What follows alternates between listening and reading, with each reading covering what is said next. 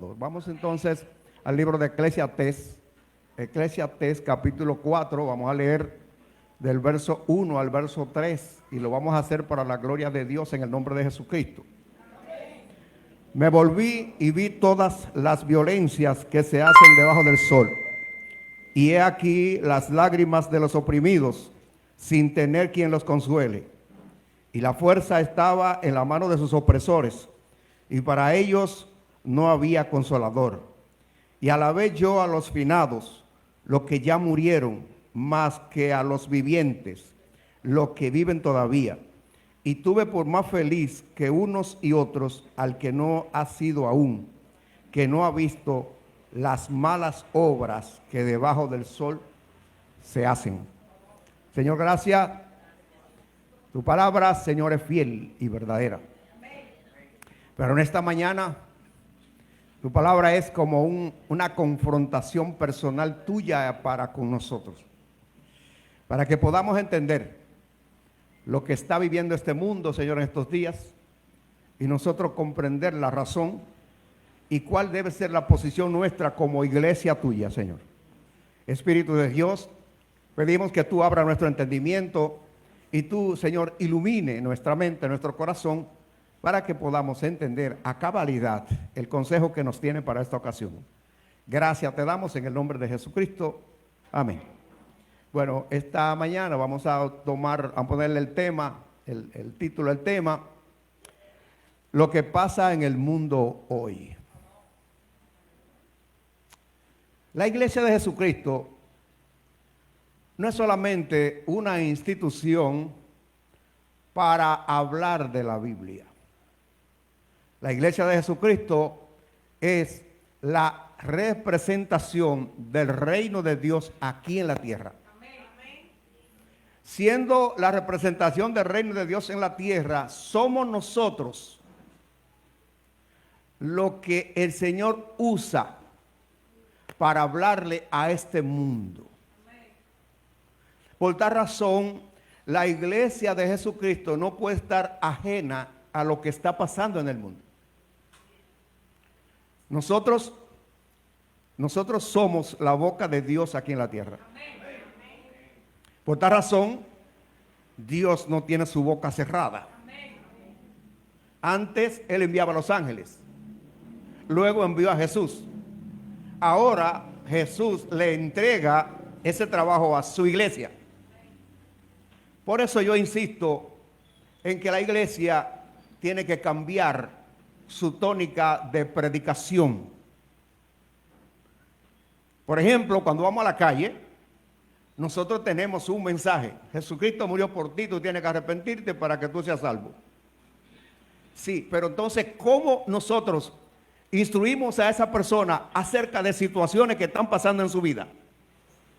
Cuando nosotros leemos el capítulo 4 de Lucas, nosotros vamos a entender a qué vino Jesucristo. Vino a hacer una restauración, vino a hacer una liberación, vino a proclamar el año agradable de Dios. Ese es el papel de la iglesia. Pero con este conflicto de Israel, yo me di cuenta que la iglesia está muy histórica. ¿Cuántos están orando por Israel? ¿Y cuántos están orando por los palestinos?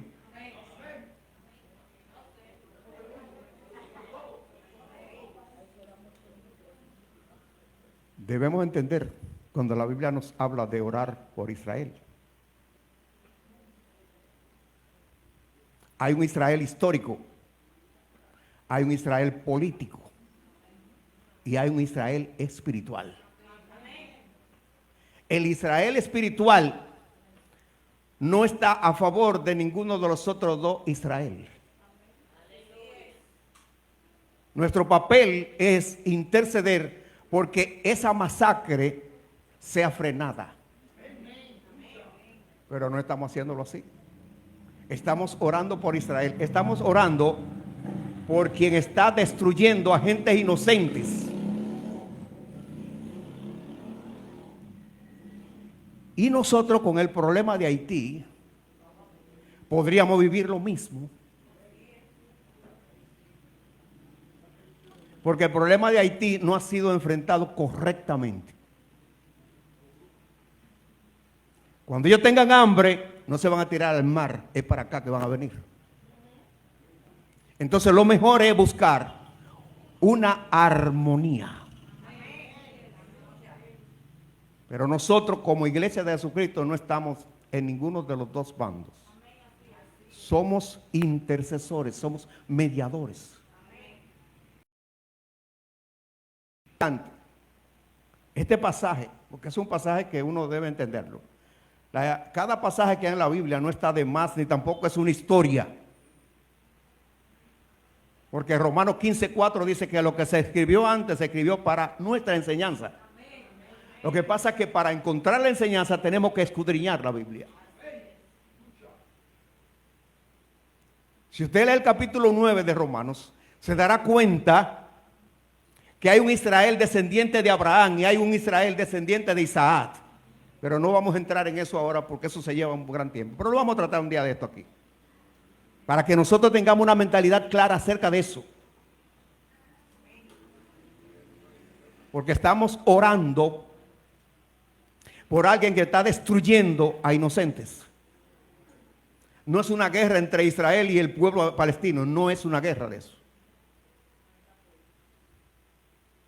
Porque cuántas veces Israel incursionó precisamente en la franja de Gaza a bombardear sin ellos estar en nada. Los terroristas son eso, terroristas. Están dirigidos por el maligno. Pero no puede darse el caso de que por 2 o 3 gente el pueblo entero sea el que sufra. Es lo mismo que pasa con Haití. Hay 200 bandas. Entonces, si esas bandas nos atacan a nosotros, vamos a bombardear a Haití, al pueblo de Haití.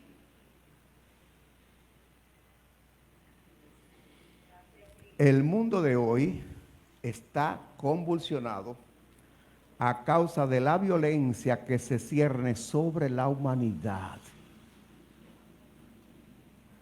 Por tal razón, nosotros debemos volvernos a Dios a través de su palabra. El Dios histórico no es el Dios de hoy. El Dios de hoy envió a su Hijo para que ahora a través de su Hijo nosotros alcancemos misericordia. Pues ahora nosotros debemos ser pacificadores.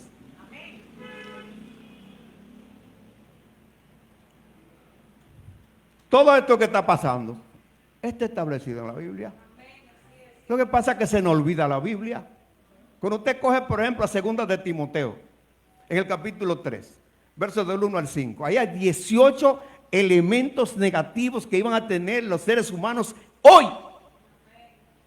Entonces, si el Señor me está enseñando que iba a haber eso en los seres humanos, ¿qué yo debo hacer como cristiano? Bueno, yo apegarme a ese Dios no histórico, el de la Biblia. El que envió a su Hijo para que ahora, a través de su Hijo, nosotros entremos y tengamos intimidad con Él. 18 elementos negativos. Léalo y estúdielo. Tendrán apariencia de piedad, pero con sus hechos la negarán. ¿Cuántas guerras se han hecho en nombre de Dios? Y no en nombre de Dios, en nombre de la religión. Por eso el Señor dijo, todos los que vinieron antes de mí son ladrones y salteadores. Porque los que vinieron, ve a robarnos nuestra salvación, a torcer el camino de la verdad, para que yo no conozca la verdad.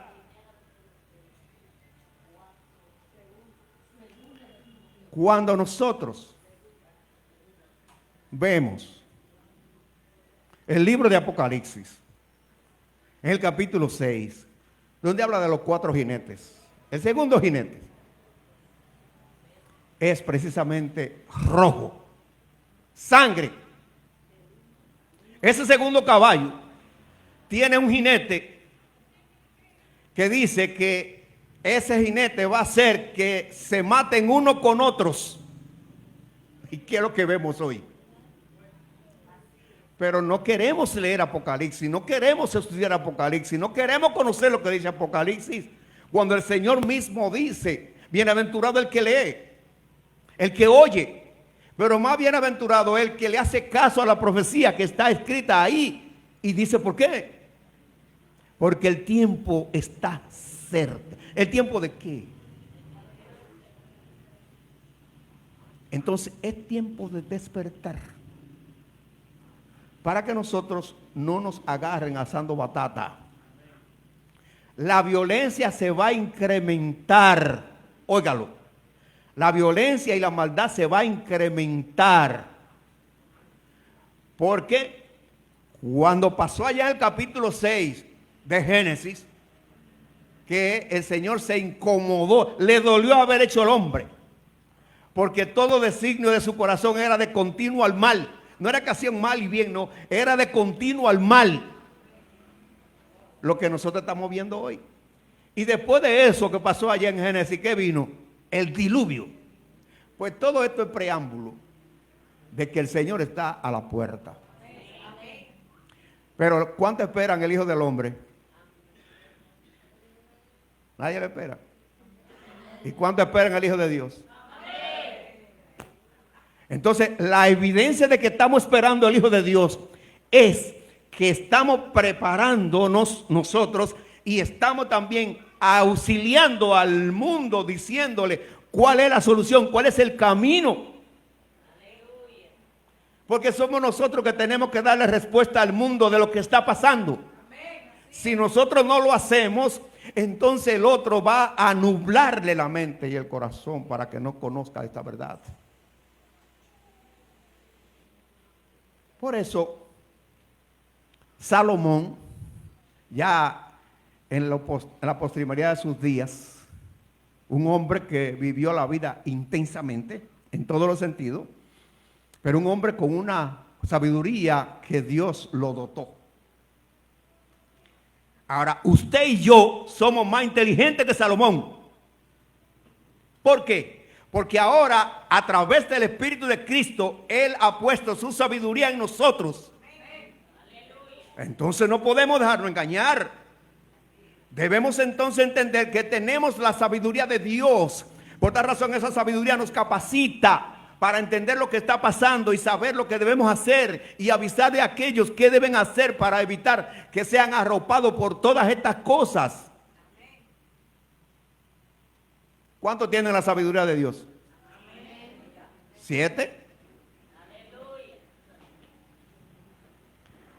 La Biblia nos enseña en el capítulo 1 de Eclesiastés, versos 9 y 10, dice que no hay nada nuevo bajo el sol.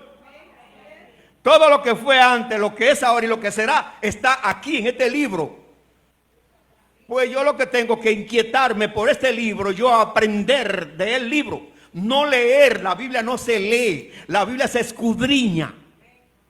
Porque cuando usted escudriña lo que hemos vivido en el campo, conocemos que hacíamos pocitos a la orilla del río. Antes no existía el agua de botellón. Y en ese pocito se cogía el agua para tomar. Y cuando hacíamos ese pocito le sacábamos toda el agua sucia. Y entonces le poníamos piedra alrededor y tocábamos la piedra para que saliera el agua limpia. Y esa es el agua que se tomaba llevaba para la casa para tomar. La Biblia es igual. La Biblia es así mismo que se usa. No es leerla. Yo leo 3 capítulos en el día y... No. Un verso que yo leo y me lo aplico. Eso transforma mi adentro. Esa es la manera como nosotros debemos entonces tomar la Biblia. El venir al templo no es simplemente porque es domingo. No. Desde que salgo de casa vengo con un propósito. Yo voy a recibir el consejo de Dios. Pero voy a darle gracias porque Él nos guardó en el transcurso de la semana. Y vengo a oír la palabra de Dios porque a través de su palabra yo voy a tener una semana muy próspera, muy feliz, sin ataque de nada. A eso es que nosotros venimos al templo. No es simplemente a venir. Entonces, Salomón sacó ese momentito de calidad para reflexionar de la vida. Porque el cristiano no puede ser como Julio Iglesias, tropezar con la misma piedra. No. El error que yo cometí hoy, mañana yo no debo cometerlo. Pero para yo no cometerlo, debo entonces capacitarme para que la debilidad humana no me haga tropezar otra vez. Dice entonces Salomón, me volví. ¿Qué quiere decir? Que él dio un giro a su vida. Esa vida de decomposición que él tenía, él dio un viraje, 180 grados. Para ahora mirar hacia atrás todo lo que él había transitado. Que nosotros debemos hacer lo mismo. Nuestra vida cristiana no es una vida común. Es una relación íntima con nuestro Padre Celestial. Si nosotros llevamos una vida íntima con nuestro Padre Celestial, todas las carnalidades que hayan en nosotros vamos a poder enfrentarla y erradicarla. Porque al estar conectado con Dios, todo lo terrenal comienza a despegarse. Me volví y vi todas las violencias. Porque quiere decir que son varias. Es que son varias. Son varias las violencias que se están llevando a cabo. Hay violencia social, hay violencia política, hay violencia intrafamiliar, hay violencia de género. En la casa, el decir una palabra descompuesta a mi compañera, eso es violencia. El violentar a mi compañera cuando ella no está en disposición de tener intimidad conmigo, eso es violencia también. El darle golpe a mi cónyuge también, eso es violencia. Porque violencia es todo lo que produce dolor, aflicción, muerte. Pero el cristiano es una persona afable. Tanto el hombre como la mujer. Porque a veces hay mujeres que son prendidas y se le montan al hombre. Una mujer cristiana es afable. Una mujer cristiana no se empodera. Porque el empoderamiento que se está usando hoy no es para ser feminista, sino para ser por encima del hombre o igual que el hombre. Que el mismo derecho que él tiene, lo tiene ella. En el cristiano no es así. La vida cristiana tiene una regla. El capítulo 5 de Efesios, verso 21 al 33, ahí está el patrón de un matrimonio cristiano.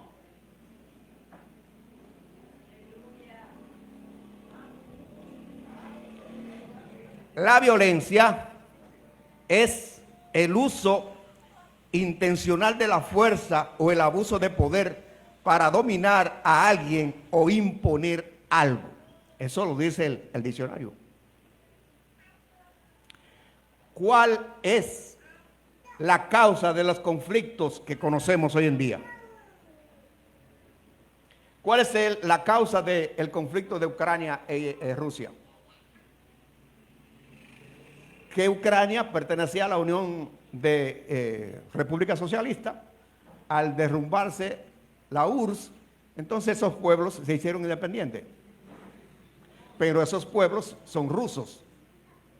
Entonces hay estrategia. Y en Ucrania hay lugares estratégicos para el dominio global. Entonces han hecho tratados y esos tratados se han violentado. ¿Y qué tenemos allí? ¿Cuántos muertos ustedes creen que han habido en Ucrania? No se pueden contar. Son miles. Pero eso no le importa a los imperios. Que se muera quien se muera. A ellos no le importa eso. Pero esa guerra ha levantado la economía de Estados Unidos. Y esta guerra de aquí del Medio Oriente también. Todo eso tenemos que conocerlo. Para nosotros no ser papagayos repitiendo lo que otro dice, sino que nosotros nos dejemos guiar a través de su palabra y nosotros sepamos quién es el Dios de la Biblia. todas las violencias que se hacen debajo del sol. La Organización Mundial de la Salud, oiga lo que dice de la violencia. Es el uso deliberado de la fuerza física o el poder, ya sea en grado de amenaza o efectivo contra uno mismo u otra persona o comunidad. Eso es lo que está pasando. Entonces, cuando nosotros vamos a orar, debemos saber cómo orar. No tenemos preferencia en nuestra oración, porque la oración del cristiano es de pasividad, para que los conflictos haya salida pacífica y no mueran inocentes. A mí se me partió el corazón viendo a una madre llorando a sus 2 hijos que en ese bombardeo lo mataron, y ella dando grito ahí. Yo te lo quité eso, porque eso me partió el corazón. Entonces estamos orando por el que está haciendo eso. Los terroristas son diabólicos, pero Israel no dice ser terrorista, dice que son el pueblo de Dios, y nosotros proclamamos que es el pueblo de Dios. El Israel histórico tiene promesa de Dios, pero esa promesa se hace efectiva cuando ese Israel se vuelve a Dios a través de Jesucristo. ¿Quién mató a Jesucristo? Los judíos. ¿Quién rechaza a Jesucristo? Los judíos. Y el judío que se hace mesiánico tiene que estar callado, no puede hablar, porque lo fusila. Entonces usted me va a decir que ese es el pueblo de Dios, el que rechaza a su hijo. No. Entonces, esto es lo que estamos viendo hoy en día: conflictos, guerras, delincuencias. Mire, Estados Unidos, el país más democrático y más pacífico, mire cómo están ahora. Que se levanta cualquier loco, se le mete el diablo y comienza a tirar sin misericordia. Ni las iglesias se le salvan. Entró uno en una iglesia y acabó fue con la iglesia. Hermano, tenemos que despertar. Si somos una iglesia cristiana, nosotros debemos saber qué le debemos decir a la gente cuando ellos preguntan ¿por qué esta situación? Y no repetir lo que se repite por siempre. Es que Israel es el pueblo de Dios y todo lo que él haga está bien delante de Dios.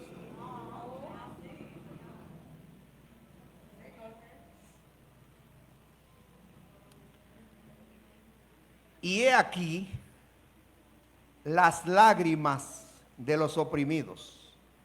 Miren, mi hermano, cuando nosotros vemos esos videos de lo que pasó en Israel, cuando los terroristas se metieron allí y mataron más de 200 gente y tomaron otra gran cantidad de rehenes, y después entonces esa furia del presidente de Israel contra el pueblo inocente. Y usted sabe lo que es borrar la franja de Gaza. Y eso viene de parte de Dios. No viene de parte de Dios. Nosotros tenemos que saber por qué oramos y con qué propósito oramos. Nuestra oración por Israel es para que se arrepientan, para que reconozcan que Jesucristo es su Salvador. Esa es nuestra intercesión delante del Señor, no para que siga masacrando.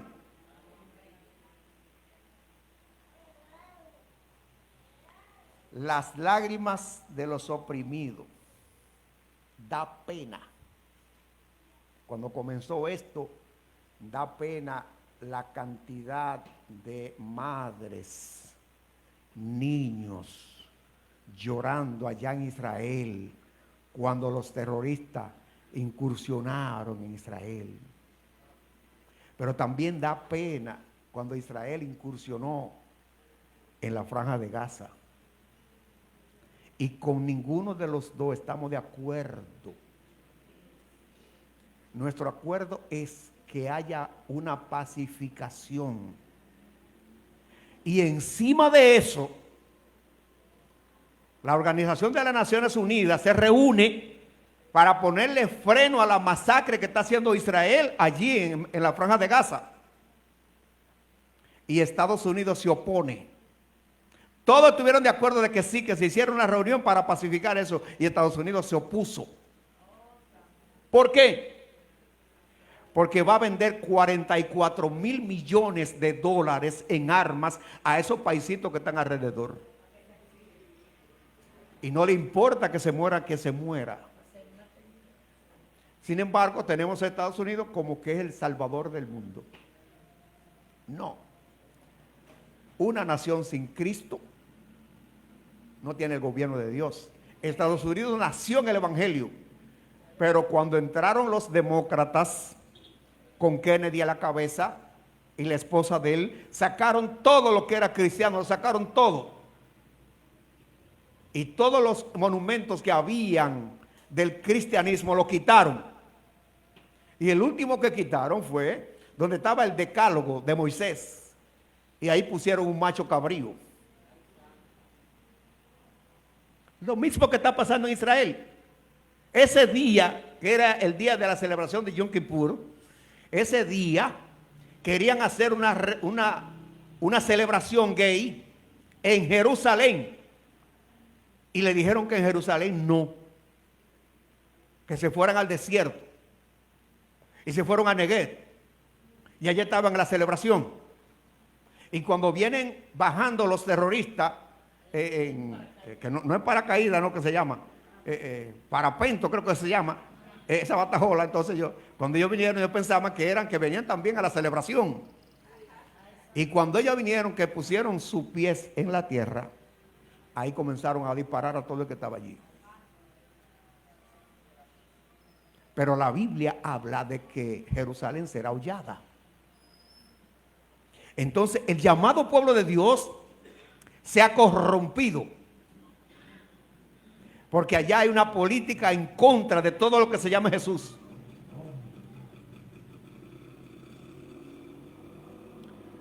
Dice, sin tener quien lo consuele. ¿Quién consuela a los que están sufriendo? ¿Quién lo consuela? Porque los encargados de la consolación para que se cese la guerra es la ONU.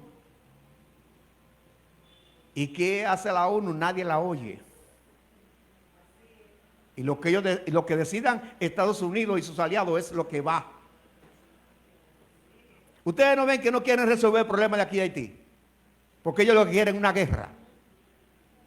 Y ya el gobierno compró 12 millones de dólares en armas, tanques y cosas para la frontera.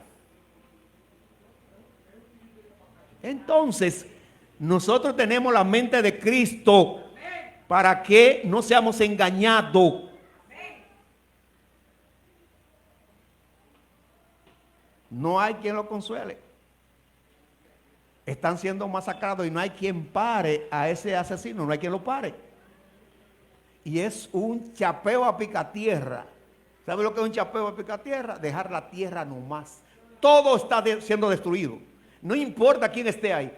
Acabaron con un hospital lleno de enfermos. Entonces estamos orando por alguien que está destruyendo a su prójimo. No, vamos a orar para que haya paz en el Medio Oriente. No para que gane ninguno de los dos. Por eso, yo quiero que ustedes en su casa se pongan a leer a Romanos 8, 1 al 8. Para que ustedes puedan tener una cabalidad de mente acerca de eso. De Israel, el pueblo de Dios. Que tiene promesa, ese Israel histórico tiene promesa de salvación, pero no son los que están en Israel. Son todos los descendientes de las 12 tribus. Por eso Apocalipsis habla de los 144,000. Y habla de 12,000 de cada uno de esas tribus. Eso hay que entenderlo.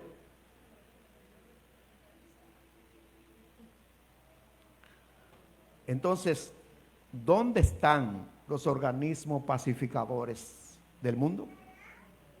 ¿Dónde están? Si usted sabe, dígame dónde están, porque yo no sé dónde están.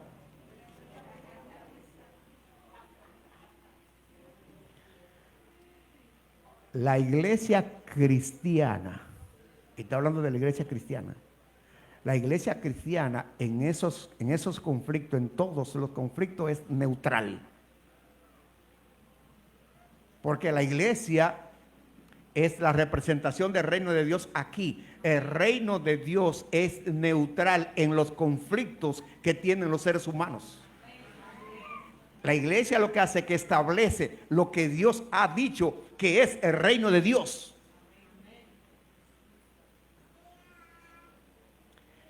Y sigue diciendo, y la fuerza estaba en la mano de sus opresores. ¿Quién para a Israel? ¿Quién? Hasta que él se sacie de sangre estará destruyendo. Entonces le vamos a pedir a Dios que ayude a que siga masacrando gente. No, nuestro papel es decirle, Señor, toma el control de la mente y el corazón de tanto de los israelitas como de los terroristas, para que no sigan muriendo gentes inocentes que no tienen nada que ver con ese asunto. Ese es nuestro papel.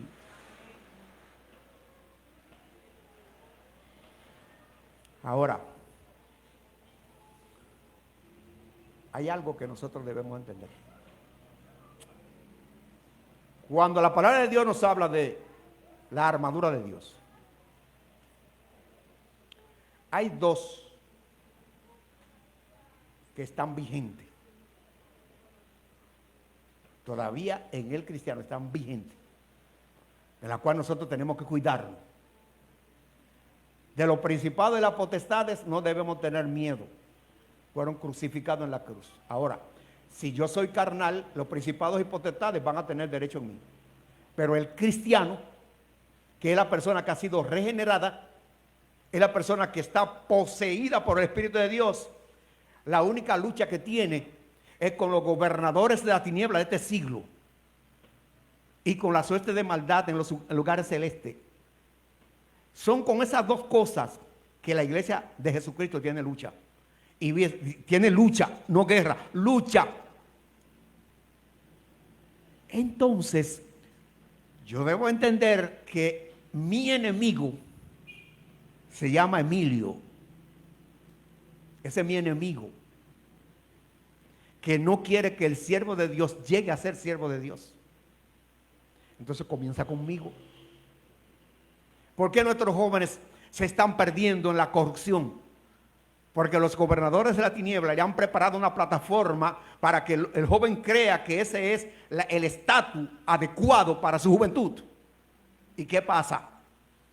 Estamos perdiendo a nuestros jóvenes. Yo doy gracias a Dios porque esta iglesia ha tenido una mentalidad clara acerca de la juventud.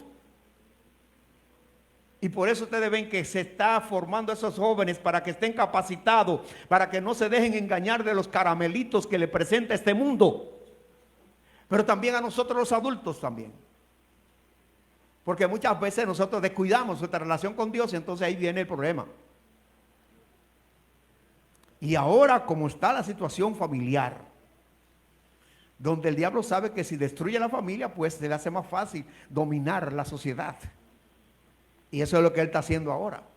Pero usted y yo, con la mentalidad de Cristo, debemos saber cuál es nuestra posición y no hacerle coro a todo el que vocea, sino hacerle coro a esta palabra que es real y es fiel y es verdadera.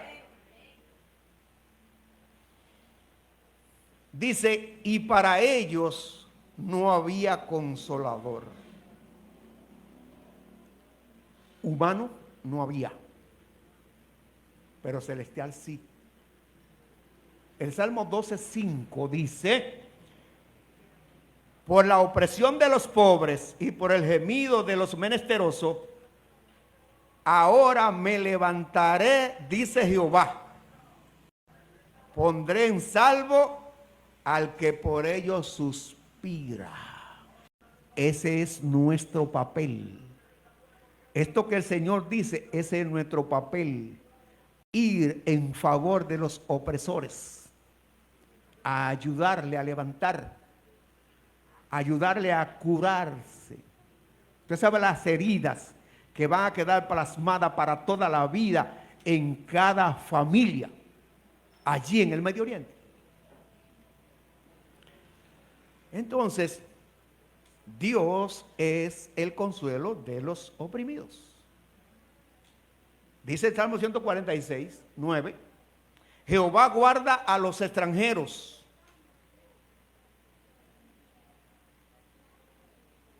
Si Él guarda a los extranjeros, yo también tengo que guardarlo. Y guardarlo es ser correligionario con ellos para que yo no lo vea como mis enemigos, sino que yo le brinde la ayuda necesaria.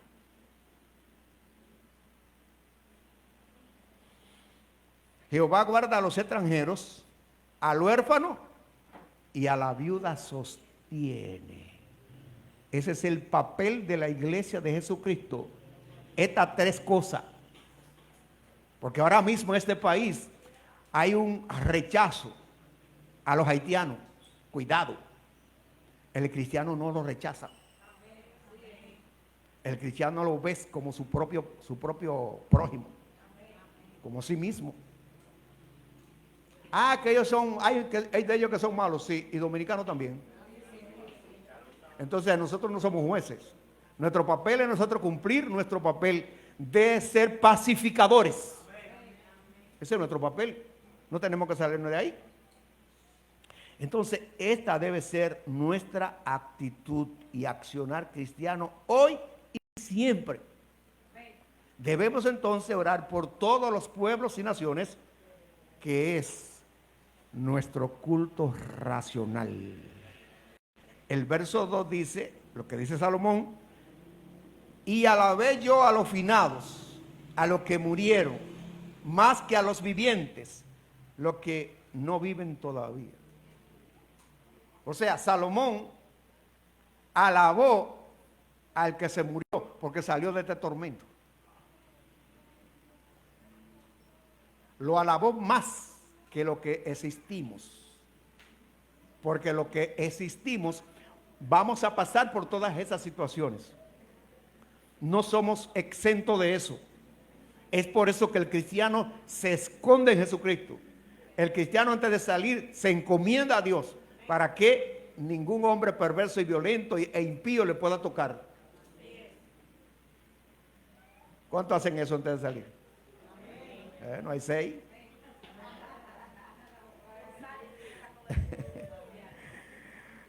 Y tuve más feliz que unos y otros, mire a quién, al que no ha sido aún, el que no ha nacido, porque no sabe lo que se va a enfrentar. A mí me duele lo que será la vida de mis nietos. Me duele. ¿Por qué? Cuando ellos sean adultos, es posible que ya nosotros no estemos. Y quien va a socorrerlo es esta sociedad corrupta. Usted sabe la cantidad de niños que están siendo violados. Niños que están siendo vendidos por sus padres. Niños que están siendo usados para hacer películas pornográficas. Y además de eso, lo que está pasando en la frontera de México y Estados Unidos.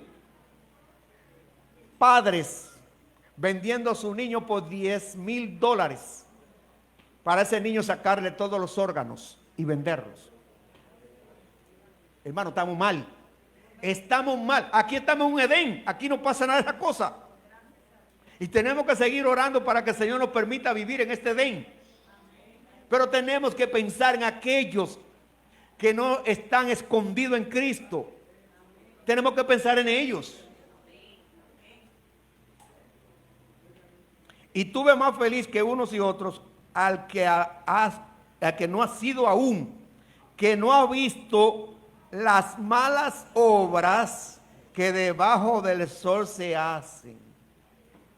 Esos niños inocentes, por ejemplo, los hermanitos Martínez.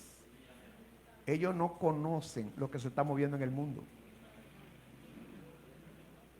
Y entonces sus padres deben ser sus guardadores. Porque hay muchos depredadores de niños. Entonces no podemos cansarnos de instruirlo, de aconsejarlo, de tratar de que ellos se afiancen cada día más en el camino de Dios. Porque según ellos vayan creciendo, esta sociedad le va a hacer ofrecimiento que para la carne y las emociones son buenos, pero producen situaciones negativas y dolorosas.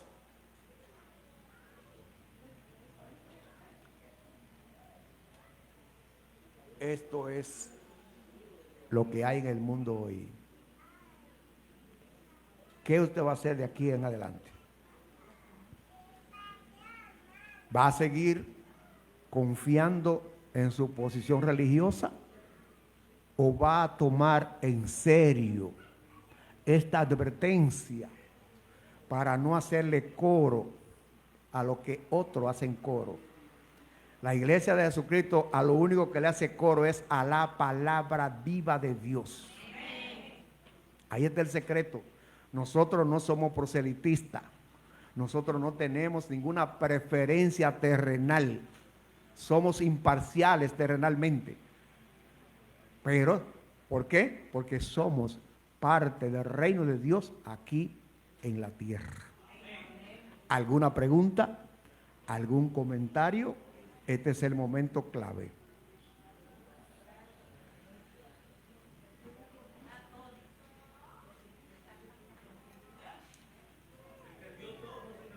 Exactamente. Señor, gracias. He cumplido lo que me mandaste a hacer. Tú sabes que en el transcurso de esta semana he tenido perturbación en mi sueño, pensando en esa cantidad de madres que perdieron sus hijos, que perdieron su esposo, que madres que han perdido hermanas, familia entera que ha sido destruida. Y eso me preocupaba profundamente. Y tú me diste esta palabra para que la compartiera con esta familia de esta congregación. Gracias, mi Dios. Ahora te pido que sea tú poniendo en nosotros el querer como el hacer.